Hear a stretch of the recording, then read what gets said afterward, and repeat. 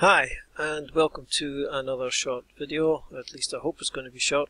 This time I thought we'd look at story templates. I know that Doug has done a bit of a video on this after version 3.2 came out, but I thought I would show you how to actually construct the template and maybe broaden the horizon a little bit as to the kind of things that you might be able to do. So let's get started.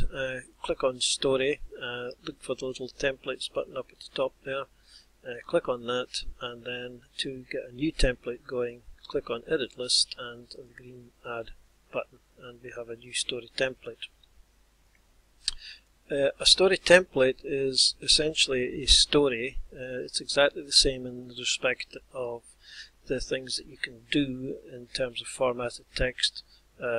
You can bold and you can put in headings, you can have lists, tables, etc., links, but anything you can do in a story you can do in a story template. But what you can do in a story template that can't be done in a story is to create links within that template to resources such as tables, so that you can include in the story randomly rolled information contained in those tables. So best thing is just to start and show you how it goes. So we'll start by just giving this a name. We're going to do a random encounter, so let's call it a random encounter template. And I'm just, for speed, I'm going to sort of copy paste some stuff in here, and then that'll go through what it is that we've done.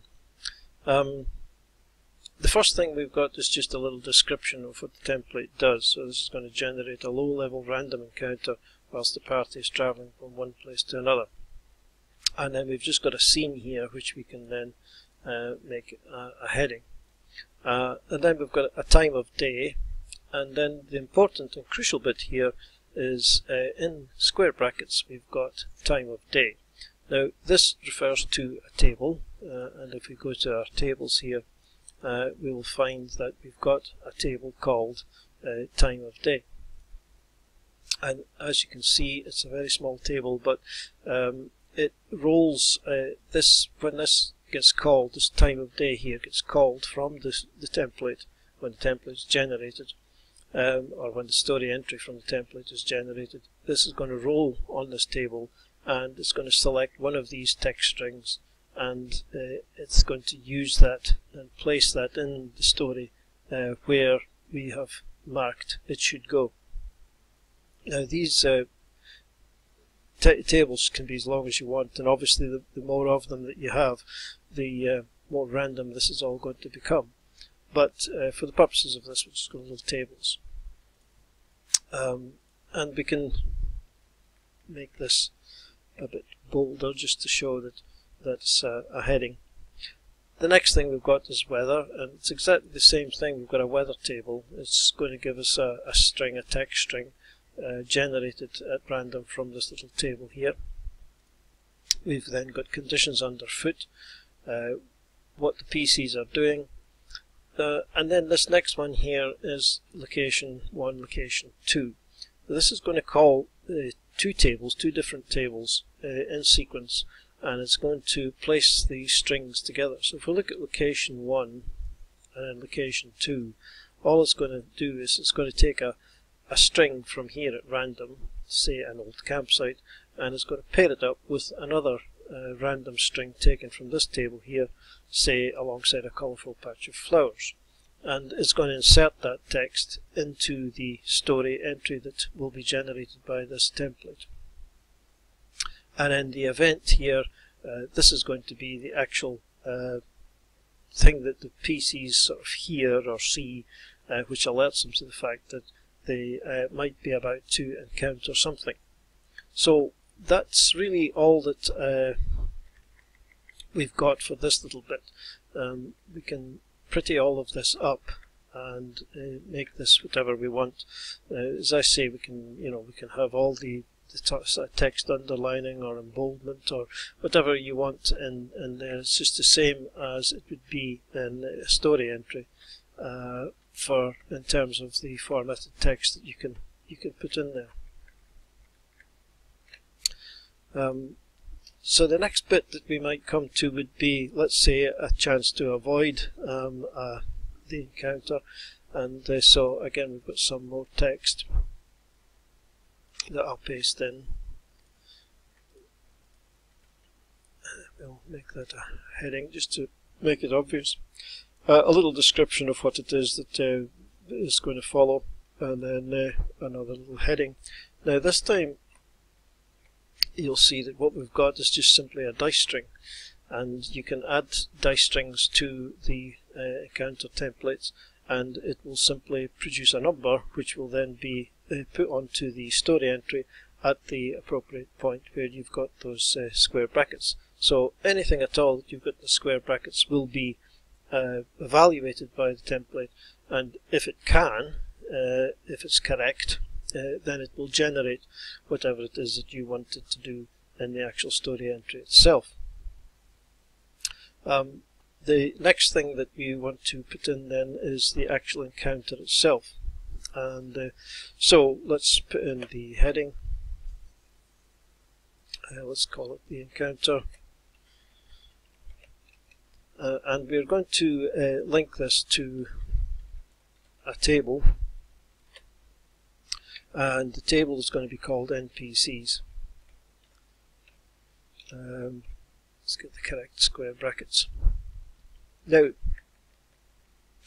in this particular instance, there is something a bit strange or different about this particular table. As you can see, it's got two columns, and in the left column we've got a string of, or we've got links to an actual random encounter in 3 of the entries, and then one of them is just a text string. And in the second column we've got some text strings as descriptions. Now if we were to call this table without any changes to what I've just entered into if we just called it NPCs and just called this, then we're not going to get anything like the kind of result we are expecting, because what we really want is we just want this text string column here from column 2.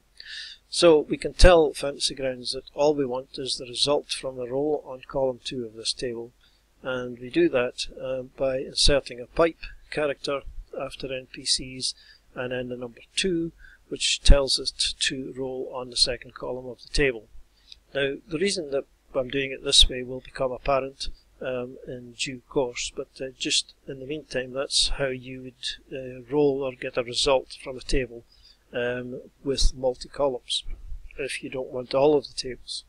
If you don't want all of the columns to show, you just want one column to show, and tell Fantasy Grounds which one you want.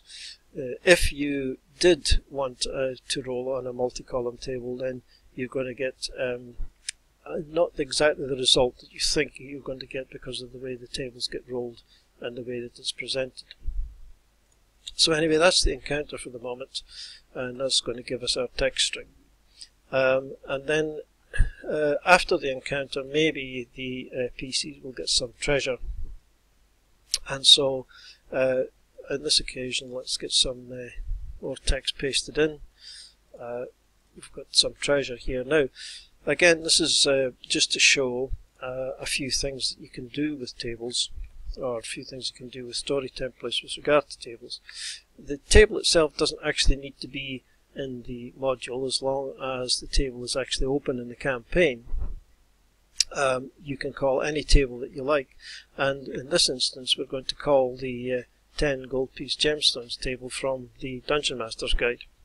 Not only that, we are actually going to roll a random dice and call that table up to 4 times, 1d4 times, and we just do that by putting the 1d4 and the multiplication into the square brackets, immediately followed by the name of the table.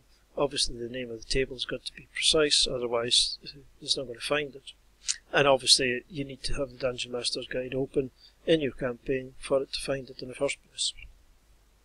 And the second one, and this is a very similar thing, but it's just going to call this table once, and again it's a table out of the Dungeon Master's Guide magic item, table A, If we wanted to roll twice on that table, then you could enter square brackets and just put down 2 and an X, close the square brackets, and it will do so. In the next one, we've just asked it to roll some gold pieces, and that's it. So it's just as simple as that, simple dice with the GP after it, and it will produce a result of X number with GP after it. And the final bit that we're going to add to this are the final 2 pieces actually, is just some text, and you'll see that what we have here now is that instead of the square brackets that we had above, we've got angled brackets, and you'll see that the time of day coincides with the time of day table here. And essentially what's happening is that the string that's generated within these brackets here from that table is actually stored and can be reproduced in a sentence if you enclose it in angled brackets. So whatever is rolled in the time of day table from here, so let's say it's almost time for lunch gets rolled, then when that is placed in that sentence here, it is going to say it is almost time for lunch. So you can see the power that you can get with these kind of things for generating basically random descriptions of all sorts of things. So this is what templates are really there for, is so that you can reuse the same template to do a multitude of things. And you can imagine that in this, I mean this is a fairly simple example, but you can imagine that this can get fairly complicated in that you can have lots of tables, lots of random encounters, lots of different descriptions, many more treasures, etc. Now, in order for that to actually become a text frame, we need to make it a text frame. The second one down here, we've got the attack, your ready weapons and stand ready for action just in time as. And this is the reason why we had the template called column 2 on this table, because we don't want this to be cut off as just saying as orcs or goblins. We want this text string here. And so this one, if it rolls a 1 on this table, we're going to get a number of humanoids rise up and advance menacingly towards you, rather than just the text being cut off. So again, we'll make this a text box, and when we click on the balloon, that'll put it into the chat, and the PCs will get to see. So staying with the encounter, this here isn't actually going to generate an encounter as such, because all it's going to do is give us a text string. So what we can do then is we can take our NPCs table and we can link it here just by drag and drop, and then in the table, it's in the story entry itself, we'll be able to click on that. We'll see which text string has come up, and we'll be able to then click on the particular encounter that came up. Not hugely elegant perhaps, but it is one of the limitations that you will come across when you've got multi-column tables. What you can do here, of course, is simply ignore this description bit and just roll on the second bit and don't bother with the bit that tells you that the NPCs have leaped up at the characters, or you can just paraphrase it as you go, whatever. So essentially we are, well, a second thing here as well is the treasure. You probably don't really want to have the treasure all come out in this. It's probably much more elegant to actually have this in a completely separate rollable table, so that you can create a parcel. And we've got a treasure table here which we've drawn up, and it effectively does the same thing, only a bit more random. And so we can just drag the link in there, and that will be presented on the story entry, and you'll be able to click on that and create a treasure parcel. So that's really our encounter done. So in order to demonstrate just what it can do, let's generate the story entry. And we do that by clicking on the generate button, and we get our story. And so we can see that the time of day and the weather, conditions underfoot, etc., all the formatting has come through. we've got the difficulty class to avoid, we've got the encounter itself, the link for the NPCs has come through. The treasure found, we see we've got a couple of gemstones here, we've got a couple of potions of healing from the magic item table, we've got 9 gold pieces, we've got our treasure table should we want to make a parcel, and here we've got our description, and we see immediately that we've made a slight error in the text, so we correct that and regenerate it, close that one. And here you'll see the text in the full description, and that's essentially it's taken, you know, it is time of day and it's almost time for lunch, and weather, cold wind is chilling you, underfoot thick vegetation is making the path hard to see. So it's just reading like a story, which you can then just click on and add to the chat frame. And once the PCs have decided that they're going to avoid or not avoid or attack, you can then push the second one in and give that to the PCs as well. So that's really what this is one of the most elegant pieces of the bit of the templates that I like particularly, is it can generate these kind of little vignettes or little story entries, and obviously the limit is your imagination as far as this goes. So I'll let you see one or two other things. I just closed everything down again, which wasn't too clever. We've got another template here, and this one here is just really to show you the limitations of rolling a number of times on a table, which itself has entries which roll on other tables. So if we generate this, that you'll find that you see this is what happens, is that this table here has rolled on another table, so you get these blank entries. So there are limitations, and if you want to have nice neat columns or whatever, then don't roll on tables with child entries.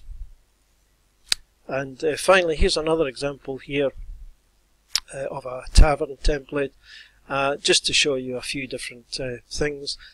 The description in this instance is at the top, so it doesn't matter where it is, it'll still work because this doesn't get filled in until you actually generate the story. And you see here that we've got a little table which will randomly generate some food and a price list for a tavern. So if we just generate this one, and here it is, tells you that the seedy establishment lies near the town centre. You'll see that in this one too that we actually had a random name, so we could even have in the title of the template itself. You can call other tables to give random names. So we've got the Rearing Horse Tavern in there. We've got the description, we've got the atmosphere, the ambience, and what the barman is doing, and all of this comes into a little story entry, which again we can just click on, and then we've got our table down here with the various menu or various items on the menu, which we have called from a variety of tables that we just did for here. So this part down here, obviously it's not very good because we've got some duplication. That's only because I've got small tables of 4 items, but if you imagine that there's 20 or 30 items, then the chances of this being duplicated are close to none.